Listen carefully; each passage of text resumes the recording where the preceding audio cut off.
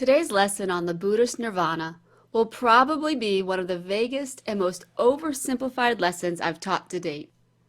Also, since even Buddhists disagree with what Nirvana really is, pretty much everything we hit on will be easily arguable. For this reason, we're going to keep things simple, giving you 3 terms to sort of hang your hat on. First, the most general and uncontested definition of the Buddhist Nirvana is a state of total liberation and the freedom from the cycle of rebirth and redeath. Throughout the lesson, I'll give you a few other alternative definitions, but in short, it's the ultimate religious goal of Buddhism.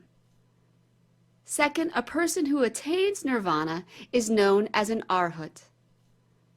Third, someone who has the ability to attain nirvana but delays it in order to help others is a bodhisattva. If you can keep these 3 terms straight, you'll be in good shape to answer some concrete questions on the subject. Now, on to the hazy stuff.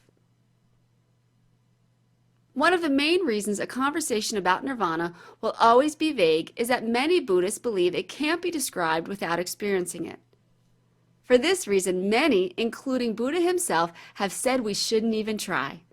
To use a crazy trite metaphor, it's sort of as futile as trying to explain how chocolate tastes. No matter how many superlatives you use to convey its deliciousness, no one can really get it until they pop it into their own mouths. Adding to this vagueness issue, many Buddhists believe nirvana is a complete extinction of the physical life. Yes, the enlightened mind remains, but the physical body is gone. Again, this makes it rather hard for someone who has reached nirvana to share the details with the rest of us. If they've already checked out, it's going to be pretty hard for them to give us the play-by-play on their experience. Perhaps this is why many sects of the Buddhist faith include the belief in the bodhisattva that we talked about earlier. Without their willingness to stick around and help others attain nirvana, there'd be no one left to show the way. Making things even trickier, some Buddhists believe nirvana is the complete extinction of the body and the mind. To them, just an indefinable spiritual essence continues to exist. Other Buddhists, in fact a large amount of Buddhists, take this even a step further by believing that nirvana is the complete annihilation of self. Nothing exists of what once was you. Everything is extinct. Of course, this definition makes it really difficult for our Western minds to grasp how a person who has attained nirvana can still exist and be called an arhat.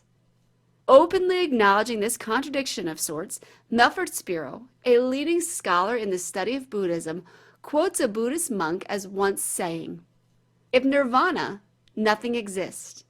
If there is some feeling, there is no nirvana. Still, it's not true to say that nirvana is nothing. There is something. That is, there is peacefulness." Like I said at the beginning, it's more than a little hard for some of us to understand and grasp. With this in mind, most Western scholars tend to broaden the definition of arhat to include the words an enlightened Buddhist monk. With this, they sort of fit it into the Western paradigm of a saint. One thing is for certain. According to the Tripitaka, or Buddhist sacred text, also known as the Pali Canon, a person who wears the title arhat better be living a life that is free from ego, pride, and anything that even hints of selfishness. Being a very vague topic to discuss, nirvana is defined by the Western paradigm as the state of total liberation and the freedom from the cycle of rebirth and redeath.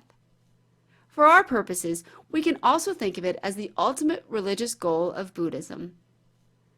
Some Buddhists believe nirvana means the end of the physical body, while some believe it is the end of the mind as well. Others go as far as to call it the complete annihilation or extinction of self.